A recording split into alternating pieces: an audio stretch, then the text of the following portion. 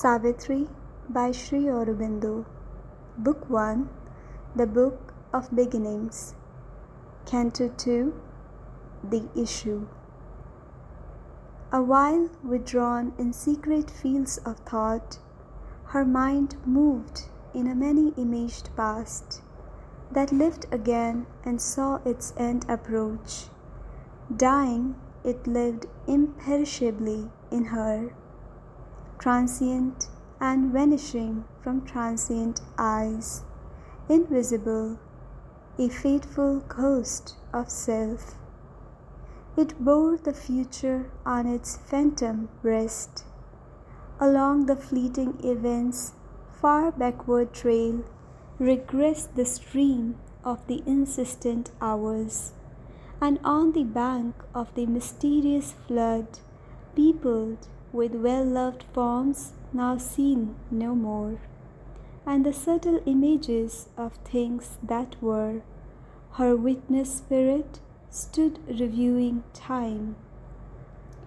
All that she once had hoped and dreamed and been flew past her eagle-winged through memory's skies, as in a many-hued flaming inner dawn, her life's broad highways and its sweet bypaths lay mapped to her sun-clear recording view, from the bright country of her childhood's days and the blue mountains of her soaring youth, and the paradise groves and peacock wings of love, to joy clutched under the silent shadow of doom, in a last turn where heaven raced with hell.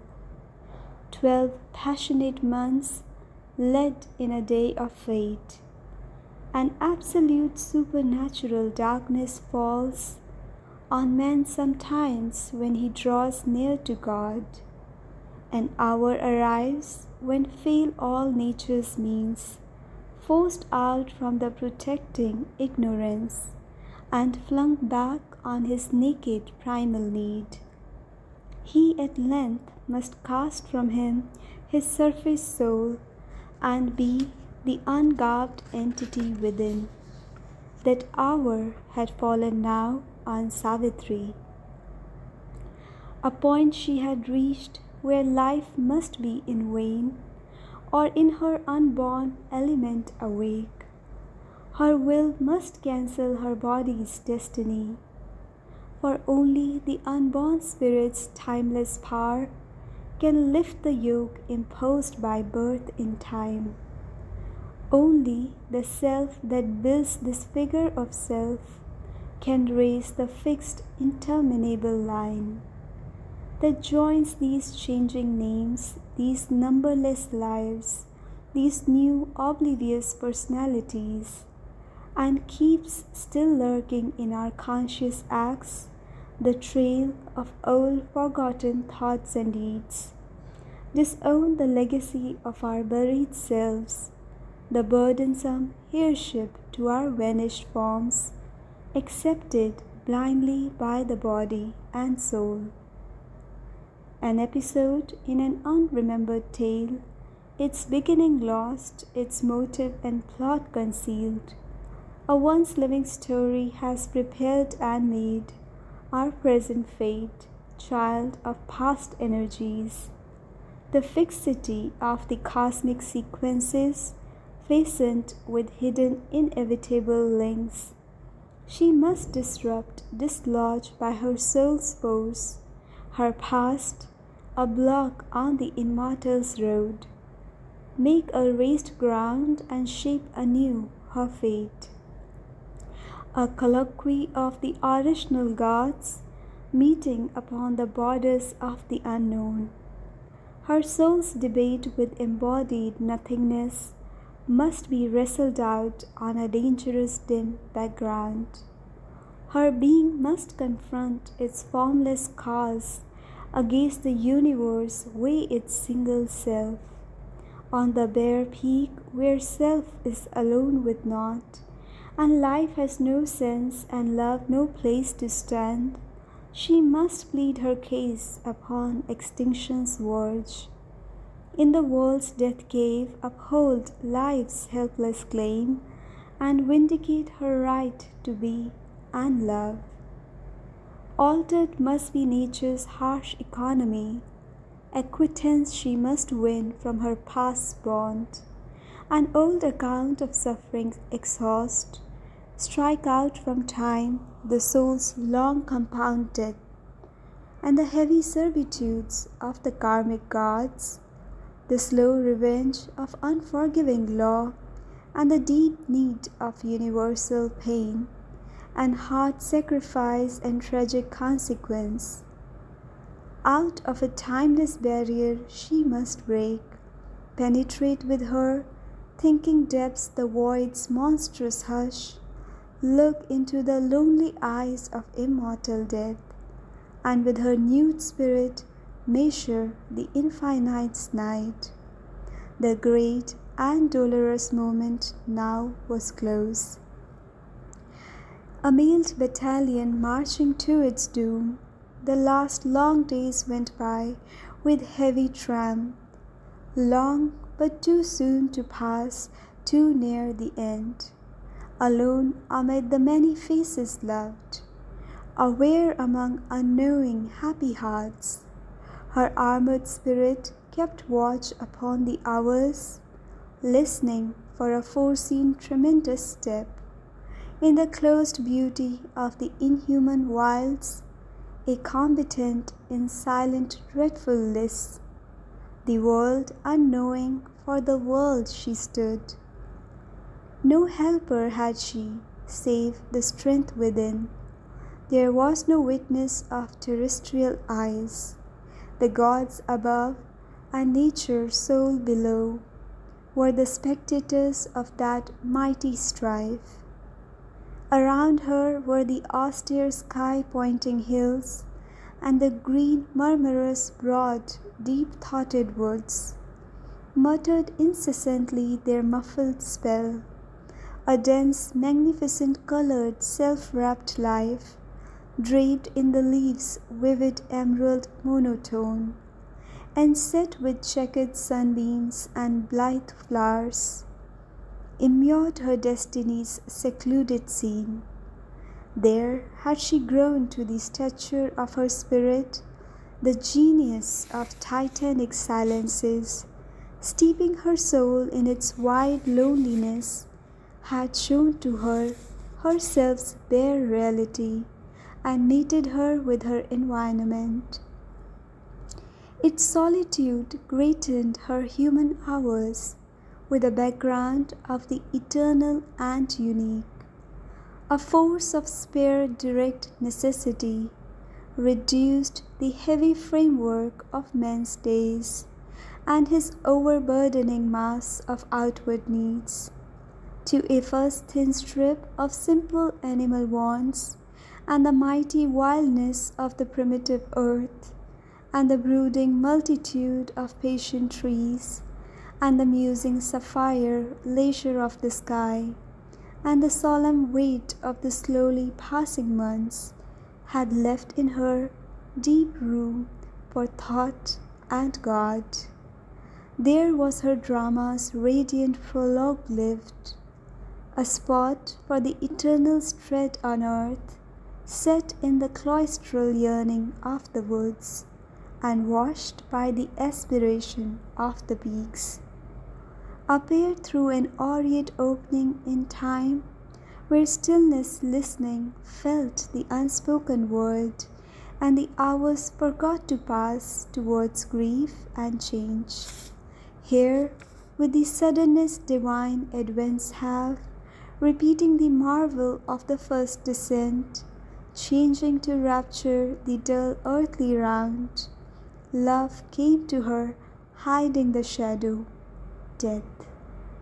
Well might he find in her his perfect shrine, since first the earth being's heavenward growth began, through all the long ordeal of the race, never a rarer creature bore his shaft, that burning test of the Godhead in our paths, a lightning from the heights on our abyss. All in her pointed to a nobler kind, near to earth's wideness, intimate with heaven, exalted and swift her young, large-visioned spirit, voyaging through worlds of splendor and of calm, overflew the ways of thought to unborn things. Ardent was her self-poised, unstumbling will, her mind a sea of white sincerity, passionate in flow, had not one turbid wave.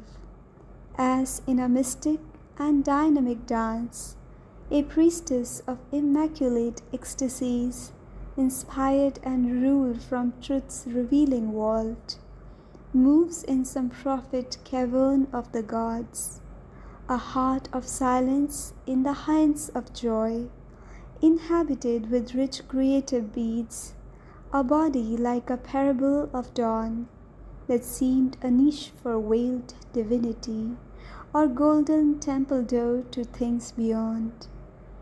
Immortal rhythm swayed in her time-bound steps, her look, her smile awoke celestial sense. Even in earth's stuff and their intense delight, poured a supernal beauty on men's lives. A wide self-giving was her native act, a magnanimity as of sea or sky, enveloped with its greatness all that came, and gave a sense as of a greatened world. Her kindly care was a sweet temperate sun, her high passion a blue heaven's equipoise, as might a soul fly like a hunted bird, escaping with tired wings from a world of storms, and a quiet reach like a remembered rest. In a haven of safety and splendid soft repose, one could drink life back in streams of honey fire, recover the lost habit of happiness, feel her bright nature's glorious ambience, and preen joy in her warmth and color's rule. A deep of compassion, a hushed sanctuary, her inward help unbarred a gate in heaven. Love in her was wider than the universe. The whole world could take refuge in her single heart. The great unsatisfied Godhead here could dwell, vacant of the dwarf swell's imprisoned air. Her mood could harbor his sublimer breath, spiritual that can make all things divine. For even her gulfs were secrecies of light. At once she was the stillness and the word, a continent of self-diffusing peace, an ocean of untrembling virgin fire. The strength, the silence of the gods were hers. In her he found a vastness like his own, his high, warm, subtle ether he refound, and moved in her as in his natural home. In her he met his own eternity. Till then, no mournful line had barred this ray on the frail breast of this precarious earth, since her orbed side in its breath-fastened house, opening in sympathy with happier stars, where life is not exposed to sorrowful change. Remembered beauty, death-claimed lids ignore, and wondered at this world of fragile forms, carried on canvas strips of shimmering time. The impunity of unborn mites was hers. Although she leaned to bear the human load, her walk kept still the measures of the gods. Earth's breath had failed to stain that brilliant glass, unsmeared with the dust of our mortal atmosphere. It still reflected heaven's spiritual joy.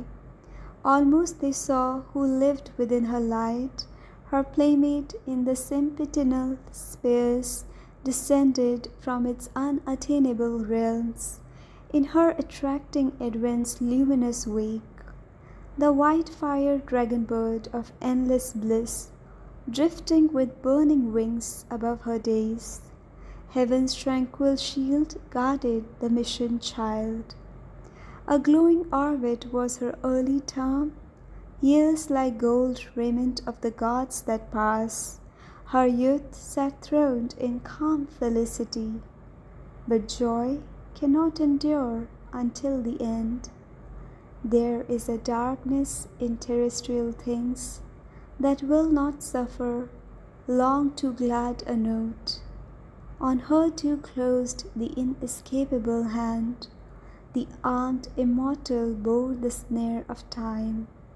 One dealt with her who meets the burdened great, a signer of the ordeal and the path, who chooses in this holocaust of the soul, death, fall, and sorrow as the spirit's goads.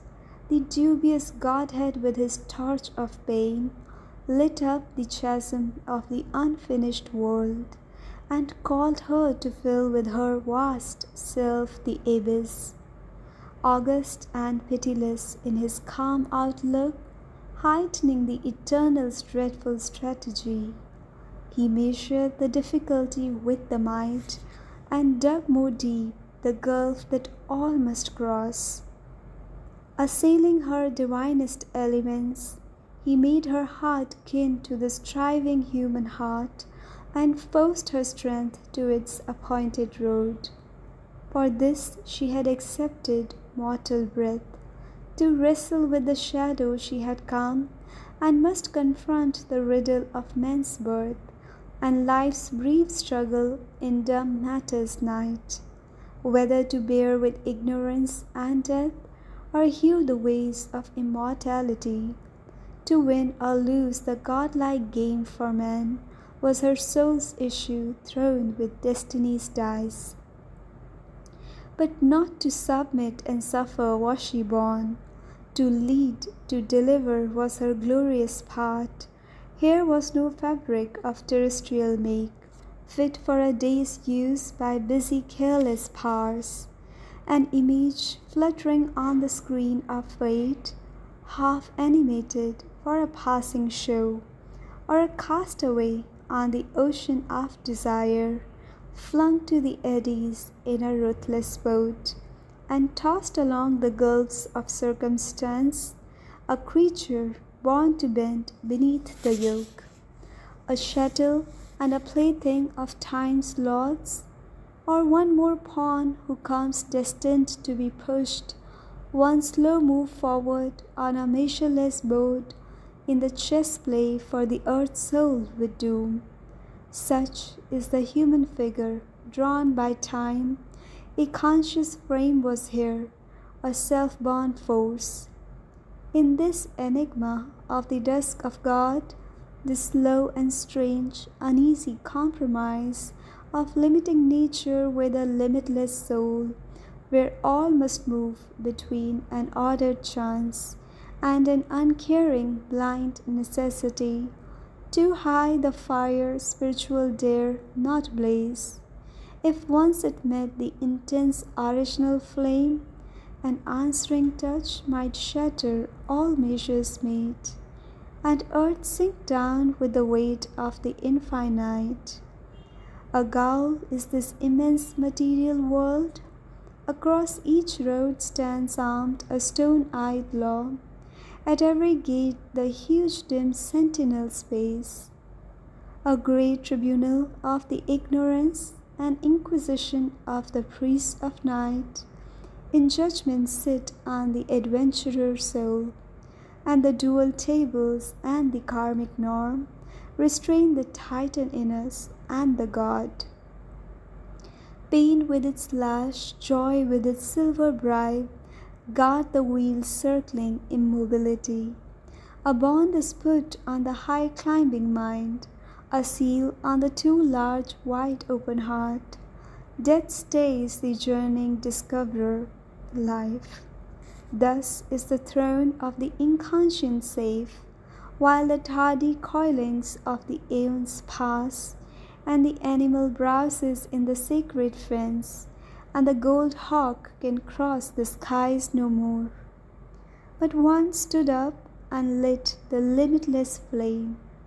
arraigned by the dark power that hates all bliss, in the dire court where life must pay for joy, sentenced by the mechanic justicer to the afflicting penalty of men's hopes. Her head she bowed not to the stark decree, baring her helpless heart to destiny's stroke. So bows and must the mind-born will in man, obedient to the statutes fixed of old, admitting without appeal the nether gods.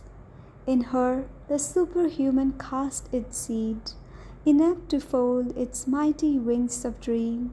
Her spirit refused to hug the common soil, or finding all life's golden meanings robbed, compound with earth struck from the starry list, or quench with black despair the God-given light.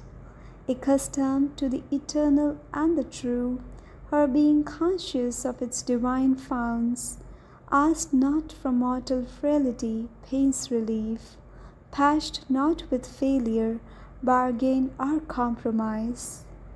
A work she had to do, a word to speak, writing the unfinished story of her soul, in thoughts and actions graved in nature's book. She accepted not to close the luminous page, cancel her commerce with eternity, or set a signature of weak assent to the brood balance of the world's exchange. A force in her that toiled since earth was made, accomplishing in life the great world plan, pursuing after death immortal aims, repugned to admit frustration's barren role, forfeit the meaning of her birth in time, obey the government of the casual fact, or yield her high destiny up to passing chance. In her own self she found her high recourse. She matched with the iron law her sovereign right. Her single will opposed the cosmic rule. To stay the wheels of doom, this greatness rose. At the unseen's knock upon her hidden gates, her strength made greater by the lightning's touch, awoke from slumber in her heart's recess. It bore the stroke of that which kills and saves. Across the awful march no eye can see, barring its dreadful route no will can change. She faced the engines of the universe. A heart stood in the way of the driving wheels, its giant workings paused in front of a mind. Its stark conventions met the flame of a soul. A magic leverage suddenly is caught that moves the veiled ineffable's timeless will. A prayer, a master act, a king idea can link man's strength to a transcendent force. Then miracle is made the common rule. One mighty deed can change the course of things.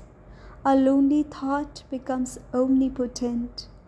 All now seems nature's massed machinery, an endless servitude to material rule, and long determination's rigid chain, her firm and changeless habits aping law, her empire of unconscious deft device annul the claim of man's free human will. He too is a machine amid machines. A piston brain pumps out the shapes of thought. A beating heart cuts out emotion's modes. An insentient energy fabricates a soul. Or the figure of the world reveals the signs of a tired chance repeating her old steps in circles around matter's binding posts. A random series of inept events to which reason lends elusive sense is here, or the empiric life's instinctive search, or a vast ignorant mind's colossal work. But wisdom comes and vision grows within. Then nature's instrument crowns himself her king. He feels his witnessing self and conscious power. His soul steps back and sees the light supreme. A godhead stands behind the brute machine, this truth broken in a triumph of fire. A victory was won for God in man. The deity revealed its hidden face. The great world mother now in her arose, a living choice reversed fate's cold dead turn, affirmed the spirit's tread on circumstance, pressed back the senseless dire revolving wheel, and stopped the mute march of necessity. A flaming warrior from the eternal peaks, empowered to force the door, denied and closed, smote from death's visage its dumb absolute, and burst the bounds of consciousness and time. End of Canto 2.